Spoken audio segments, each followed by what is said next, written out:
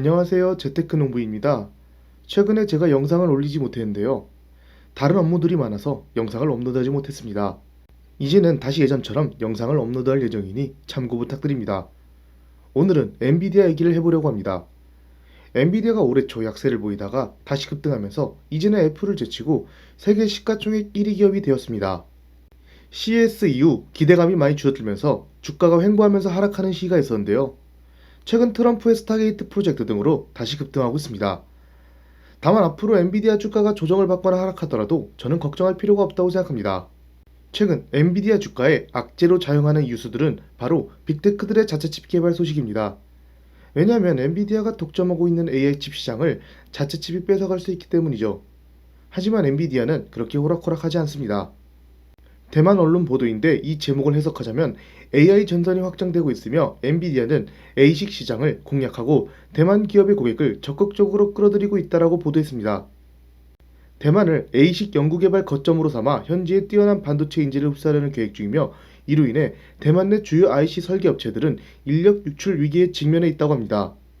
최근 아마존, 구글, 마소 등 주요 클라우드 서비스 업체들이 자체 ASIC 칩을 활용해서 효율성과 비용 절감을 하려고 하고 있습니다.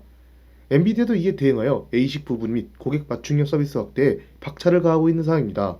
결국 엔비디아도 자체 칩 시장에 진출한다고 볼 수 있습니다. 엔비디아는 단순히 GPU 시장에 머무르지 않고 ASIC 시장으로 사업을 확장하고 있습니다. 두 마리 토끼를 모두 잡겠다는 전략으로 보이며 이렇게 된다면 엔비디아의 성장성이 정말로 기대가 됩니다. 그리고 24년 중반부터 이러한 전략을 준비하고 있었습니다. 누구나 사다 쓸 수 있는 GPU와 AI 가속기 등 범용 반도체만 팔고 있는 엔비디아가 ASIC 사업에 뛰어든 건 주요 고객사들이 ASIC 칩에 관심을 가지고 있기 때문입니다. 많은 기업들이 자체 칩 개발에 나서면서 머지않은 시기에 엔비디아의 범용 칩을 더 이상 사지 않을 가능성이 커지기에 기존 고객 이탈을 속수무책으로 지켜보니 이들이 개발하는 자체 칩을 대신 설계해주는 사업으로 눈을 돌리는 것이죠. 엔비디아는 ASIC 칩을 만드는데 왜 대만에 집중하고 있냐면 대만은 엔비디아의 ASIC 칩 전략에 중요한 위치를 차지하고 있기 때문입니다. 바로 ASIC을 제조하는 유일한 기업 TSMC가 있습니다. 또한 대만에는 ASIC 설계 및 생산에 필수적인 IP 제공업체들이 많이 몰려 있는데요. 엔비디아가 대만의 대학센터를 건립하기로 한 것은 AI 칩도 있겠지만 자체 칩 개발 및 생산과 밀접한 관련이 있다고 볼 수 있습니다. 엔비디아는 다 계획이 있던 것이죠.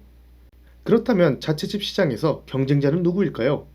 제 채널은 네이버 2,800개 채널 중에서 전체 1위, 재테크 분야도 1위를 기록하고 있으며 주 20회 이상 글을 업로드하고 있습니다. 그만큼 많은 사람들이 봐주시고 있고 여러가지 정보들을 정확하고 빠르게 공유드리고 있습니다. 한 달 3,900원에 텔레그램 채널 접속 및 이 모든 것을 보일 수 있으니 궁금하신 분들은 고정 댓글을 참고 부탁드립니다. 또한 많은 유튜버들과 애널리스트들이 사용하는 investing.com 프로 구독권을 41% 할인해서 구독이 가능합니다. 고정 댓글 링크를 참고해 주시면 되는데요. AI가 추천하는 주식과 수많은 지표들 그리고 실시간 애널리스트들의 예상 실적과 기관들의 목표 주가 등을 빠르게 확인할 수 있습니다. 자체 칩 시장에서 엔비디아의 가장 큰 경쟁자는 브로드컴이라고 할 수 있습니다. 그렇다면 엔비디아와 브로드컴의 차이점은 무엇일까요? 이 자료를 보면 브로드컴은 ASIC 개발을 위한 모든 과정을 할 수 있다면 엔비디아는 대만 IP 제공업체들로부터 부분적으로 정보를 제공받고 있습니다. 엔비디아는 이미 고도의 자체 기술력을 보유하고 있기 때문에 ASIC 개발 과정에서 모든 기술을 내부적으로 처리하기보다는 대만 IP 제공업체들과의 협력을 통해 효율성을 극대화하고 있습니다. 자체 칩을 만드는데 부족한 부분만 대만 IP 업체들한테 공급받고 있는 것이죠. 다만 두 기업 모두 리스크가 있는데요.